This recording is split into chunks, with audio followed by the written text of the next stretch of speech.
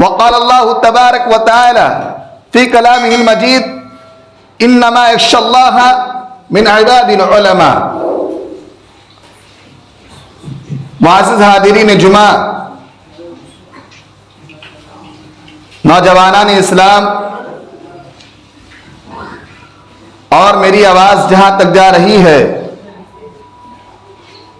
पर्दा नशीन ख़वातीन इस्लाम, मेरी माँ और बहनों, खुतबाए मसन्ना के बाद जिस आयत करीमा की तिलावत की गई, इस मुनासिबत से मेरी तकरीर का उन्वान है यौम जमहूरिया। हाज़िरीन जुमा, सबसे पहले उस अल्लाह रब्बुल आलमीन अरहमुर राहिमीन खालिके कायनात मालिके अर्दो समा और मुदब्बिरो इंसुजा के लिए है, जिसने हमें और आपको इस दारे पानी में पैदा फरमाया, जिसने हमें और आपको इस दुनिया में एक अजीम मकसद के तहत पैदा फरमाया। दरूद व सलाम हो अल्लाह रब्बुल आलमीन के भेजे हुए तमाम के तमाम नबी अलैहिस्सलातु वस्सलाम पर, खुसूसन हमारे और आपके आखिरी नबी जनाब मुहम्मदुर रसूलुल्लाह सल्लल्लाहु अलैहि वसल्लम के दाती गिरामी पर, जिन्हें अल्लाह रब्बुल आलमीन ने रहमतुल लिल आलमीन बना करके इस ज़ारे पानी में महबूस फरमाया। अल्लाहुम्मा सल्ली अला मुहम्मद व अला आलि मुहम्मद कमा सल्लैता अला इब्राहीम व अला आलि इब्राहीम इन्नका हमीदुम मजीद। अल्लाहुम्मा बारिक अला मुहम्मद व अला आलि मुहम्मद कमा बारकता अला इब्राहीम व अला आलि इब्राहीम इन्नका हमीदुम मजीद। हाज़िरीन जुमा, अल्लामा इकबाल रहमतुल्लाह अलैह का वो शेर है कि सारे जहां से अच्छा हिंदू सिता हमारा, कि सारे जहां से अच्छा हिंदू सिता हमारा, हम बुलबुले हैं इसकी ये गुल सिता हमारा। हाज़िरीन जुमा, हम इस वक्त आजाद हिंदुस्तान में जी रहे हैं। 15 अगस्त 1947 को हमारा मुल्क हिंदुस्तान अंग्रेजों की गुलामी से आजाद हुआ और 26 जनवरी 1950 को हमारा मुल्क जमहूरी मुल्क बना।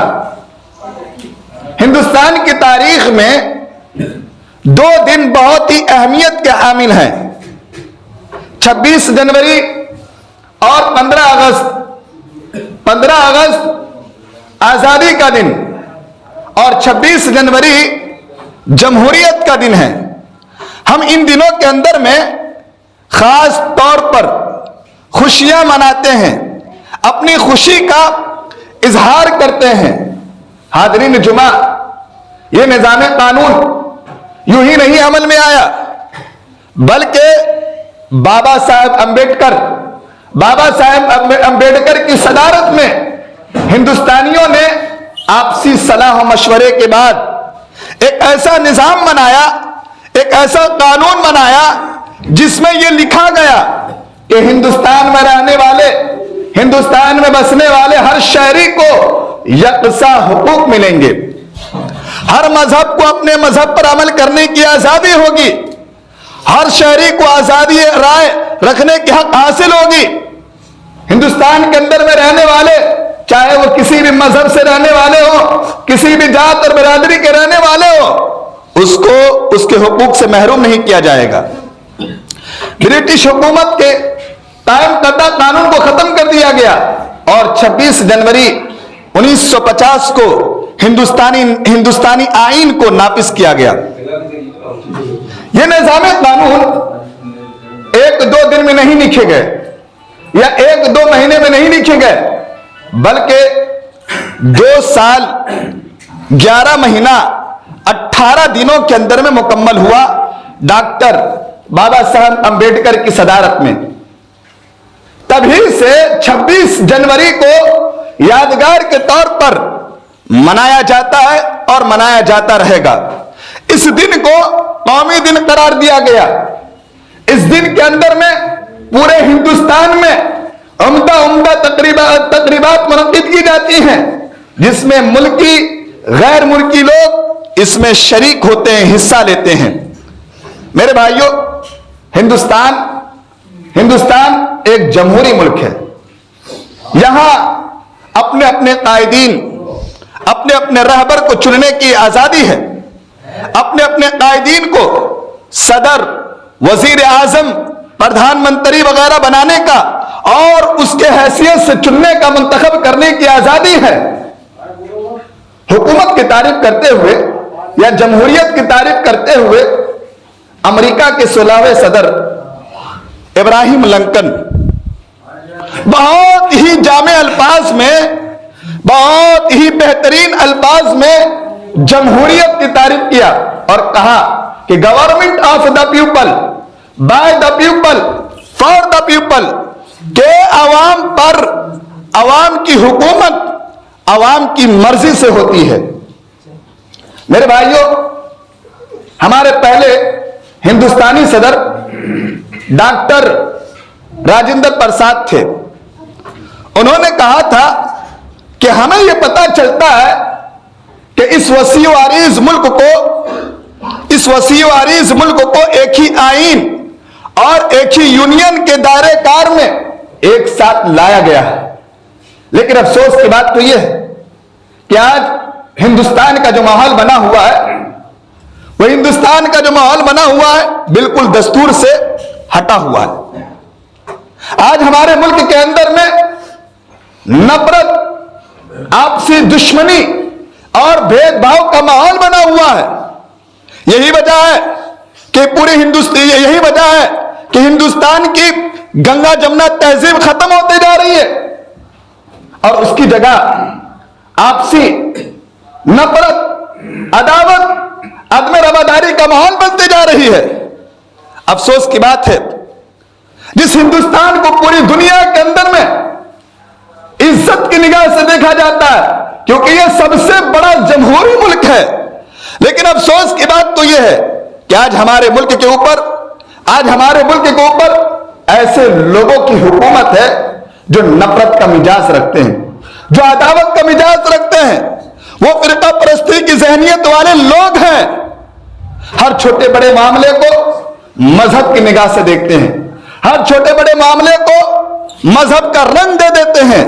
हर रोज सुबह शाम टीवी पे आकर के एंकरिंग करने वाले लोग ये वही लोग हैं जो नफरत का मिजाज रखते हैं।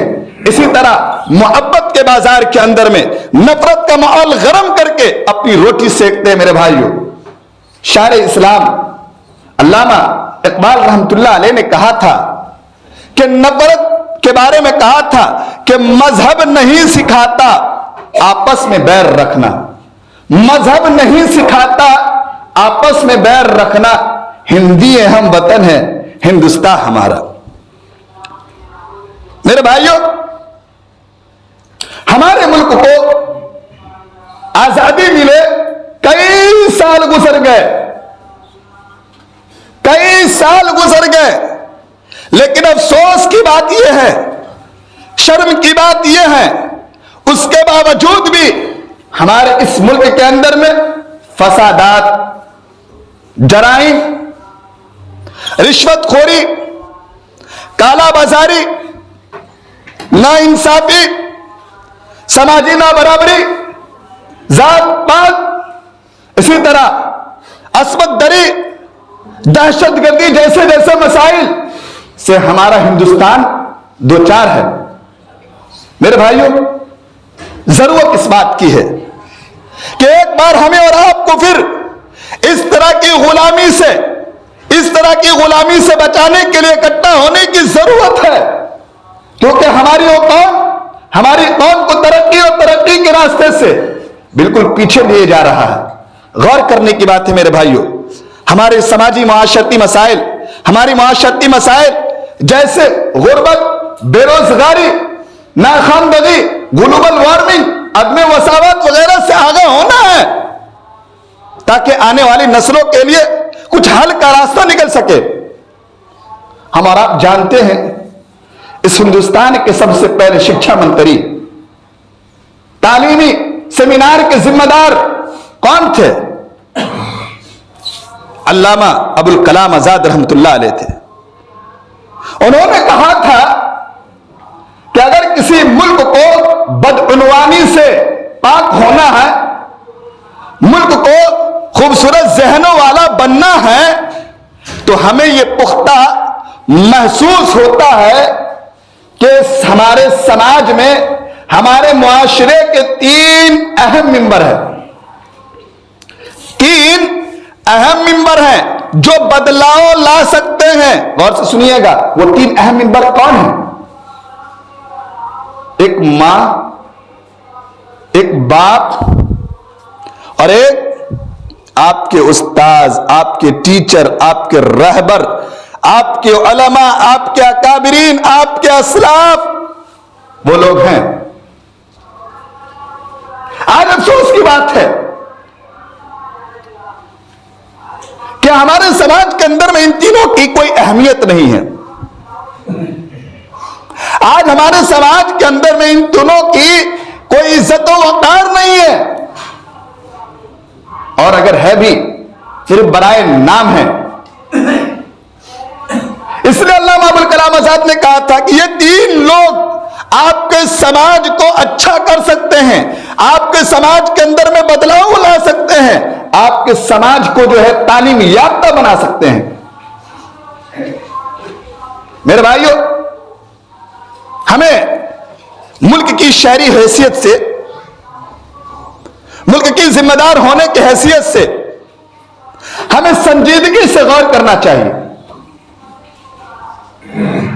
हमें अपनी कौम की रहनुमाई करने के लिए मुख्तलिफ रास्तों से लड़ने और कोशिशें करनी चाहिए। मेरे भाइयों, यह हिंदुस्तान यूं ही नहीं आजाद हुआ, बल्कि हिंदुस्तान का चप्पा चप्पा हमारे आबाओ अजदाद के खून से लाल है। गुलिस्तान हिंद का पत्ता पत्ता इस बात पर शाहिद है कि जब हिंदुस्तान के मुकद्दस सरजमीन पर तन के गोरे मन के काले अंग्रेजों का नापाक साया बढ़ा, यह साजिशी कौम हिंदुस्तान के तख्तो ताज का मालिक बन बैठी, तो सबसे पहले अंग्रेजी इक़्तिदार के खिलाफ अलमे बगावत करने वाले कौन थे? वो हम थे। मेरे भाइयों, रास्ते की गुर्बत से दूर, राहों के खतरात से दूर होकर के, बेफिक्र होकर के अपनी मुल्क की आजादी की तलाश में हमने फांसी के फंदों को चुन करके मंजिल का निशान पूछा। कभी हम अपने जिस्मों को आजाद करवाया, आग के अंगारों में जाना पसंद किया और बरसरे अदालत आजादी सुनाई। मेरे भाइयों, तभी जाकर के सदियों साल के बाद जाकर के हमारा हिंदुस्तान अंग्रेजों की गुलामी से हमारी कुर्बानी की बदौलत आजाद हुआ। किसी ने क्या खूब कहा है कि जब गुलिस्तान को खूब की जरूरत पड़ी तो सबसे पहले हमारी ही गर्दन कटी। जब गुलिस्तान को खूब की जरूरत पड़ी तो सबसे पहले हमारी ही गर्दन कटी। फिर भी कहते हैं हमसे ये अहले वतन, ये चमन है हमारा तुम्हारा नहीं। लेकिन मैं कहता हूं ये नफरत बुरी है, न पालो इसे। ये नफरत बुरी है, न पालो इसे। दिलों में खलिश है, निकालो इसे। ये नफरत बुरी है, न पालो इसे। दिलों में खलिश है, निकालो इसे। न तेरा न मेरा न इसका न उसका, न तेरा न मेरा न इसका न उसका, ये वतन है हम सबका, बचा लो इसे। मेरे भाइयों, जरा गौर कीजिए, हमारे अजीम हिंदुस्तानी आजादी पसंदों ने अब हिंदुस्तान के लिए, हिंदुस्तान में पूर्ण स्वराज के लिए एकदम बहुत ज्यादा जद्दोजहद किया था।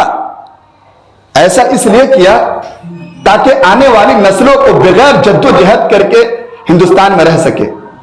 इत्मीनान और सुकून के साथ रहें। ऐसे मौके पर हमें और आपको अपने उन अजीम हस्तियों को याद करना चाहिए। ऐसे मौके पर हमें और आपको उनको खिराज अकीदत पेश करना चाहिए। उन अजीम रहनुमाओं को याद करना चाहिए, उन जाबाज रहनुमाओं और शहीदों को याद करना चाहिए। हम में से बहुत सारे ऐसे लोग हैं जो यौम आजादी या 26 जनवरी को नहीं मनाते हैं, और अफसोस की बात यह कहना पड़ता है कि हम जिस समाज में रहते हैं उस समाज के अंदर में बहुत सारे ऐसे भी हैं जो आजादी हिंदुस्तान और आजादी हिंदुस्तान की कहानियों से वाकिफ नहीं है। बहुत अफसोस की बात है। तालीम से दूर हैं, दुनिया से भी दूर हैं। ना हम, एक कहावत मैं कहता हूं हमेशा कि ना हम दुनिया में आगे हैं ना हम दीन में आगे हैं। और एक शेर है, न खुदा ही मिला न विसाले सनम, न इधर के रहे न उधर के रहे। न हम दुनिया में आगे हैं न हम दीन में आगे, हम कहीं नहीं हैं। आज अफसोस की बात है, तालीम से दूर होने की वजह है कि आज हम और आप अपने आबाओ अजदाद का नाम तक नहीं जानते। मैं तमाम लोगों को नहीं कहता, कुछ हजरात ऐसे भी होंगे हमारे समाज के अंदर में जो जानते हैं, लेकिन अक्सरियत की तादाद में हम और आप तालीम से दूर अपने आबाओ अजदाद को नहीं जानते। याद कीजिए मेरे भाइयों, शाह वलीउल्लाह मुहद्दिस दहलवी रहमतुल्लाह अलैह हिंदुस्तान की आजादी में अपने आप को कुर्बान कर दिया। नवाब सिराजुद्दौला, टीपू सुल्तान, शाह अब्दुल अजीज, शाह इस्माइल शहीद, सर सैयद अहमद खान, मौलाना मोहम्मद अली जौहर, मौलाना अब्दुल हमीद रहमानी, हफीजुर रहमानी, महात्मा गांधी, मौलाना अबुल कलाम आजाद रहमतुल्लाह अलैह, जाकिर हुसैन, इसी तरह मेरे भाइयों चंद्रशेखर आजाद, इसी तरह लाल बहादुर शास्त्री, ये वो लोग थे जो अपने लिए अपने आप को कुर्बान कर दिए देश के लिए। देश के वीर जवानों की कुर्बानी को याद करना होगा, जिन्होंने अपने मुल्क की आजादी के लिए अंग्रेजों के खिलाफ मुस्तकिल जद्दोजहद किया। हम उनकी कुर्बानी को भूल नहीं सकते मेरे भाइयों, उनकी कुर्बानी को हम भूल नहीं सकते। हमें ऐसे मौके पर उनकी कुर्बानियों को याद करनी चाहिए, उनकी कुर्बानियों को सलाम करनी चाहिए। आज उनकी कुर्बानियों की वजह से हम और आप अपनी राहें चुन सकते हैं, अपनी राहें बिल्कुल आसानी के साथ चुन सकते हैं, अपने कौम में आजादाना तौर पर रह सकते हैं। मेरे भाइयों, आखिरी पैगाम, वक्त इजाजत नहीं देता है, आखिरी पैगाम वो ये कि इस हिंदुस्तान को आजाद कराने में सबसे बड़ा रोल वो अगर किसी का था तो उलमाए किराम का था, उलमाए रब्बानीगीन का था, उलमाए सल्फ का था, जिन्होंने इस हिंदुस्तान को आजाद कराया। देश के पहले प्रधानमंत्री पंडित जवाहरलाल नेहरू ने कहा था, जब हिंदुस्तान आजाद हो गया तो उन्होंने एक मंच से खिताब करते हुए कहा कि पूरे हिंदुस्तान की कुर्बानी को एक पलड़े में रख दिया जाए और सिर्फ एक घराना उलमाए सादिकपुर जो अजीमाबाद के अंदर था, अभी उसका नाम पटना बिहार है, उसकी कुर्बानी को एक पल्ले में रख दिया जाए तो भारी हो जाएगा। आज अफसोस की बात है कि हम और आप अपने उलमा की नाकदरी करने से बिल्कुल चूकते नहीं हैं। ये वही उलमा थे जो छोटे छोटे मदारिस के अंदर में रहने वाले लोग थे, मदारिस के चार दिहारी के अंदर में रहने वाले लोग थे। अंग्रेजों के खिलाफ अलम बगावत सबसे पहले इन्होंने किया था। शाह अब्दुल अजीज मुहद्दिस दहलवी रहमतुल्लाह अलैह जब हिंदुस्तान के अंदर में अंग्रेजों की जो गुलामी बढ़ने लगी अंग्रेज जुल्म ज्यादती करने लगा, तो 1803 के अंदर में शाह अब्दुल अजीज मुहद्दिस दहलवी रहमतुल्लाह अलैह ने फतवा दिया, कहा कि ए लोगों, हिंदुस्तान गुलाम हो गया है, तुम्हारे ऊपर जिहाद करना बिल्कुल फर्ज है। शाह वलीउल्लाह मुहद्दिस दहलवी रहमतुल्लाह अलैह जब मक्का से शेख अबू ताहिर के पास से इल्म लेकर के हिंदुस्तान लौटे, तो उन्होंने देखा कि हिंदुस्तान के कई सूबों पर अंग्रेजों का कब्जा हो गया।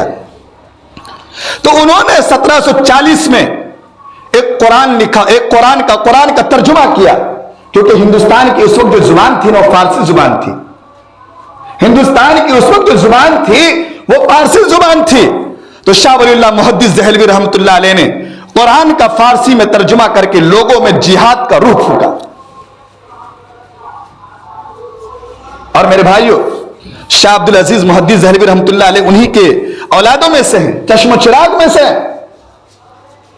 जब 1803 के अंदर में उन्होंने जब यह फतवा दिया, तो हिंदुस्तान के अंदर में एक रूह फूक गई। उसी में से शाह सैयद अहमद खान और शाह इस्माइल शहीद मुहद्दिस दहलवी, शाह इस्माइल शहीद रहमतुल्लाह वगैरह जो थे। इसलिए मेरे भाइयों, जरूरत इस बात की है, अपने आबाओ अजदाद की कहानी को याद करें।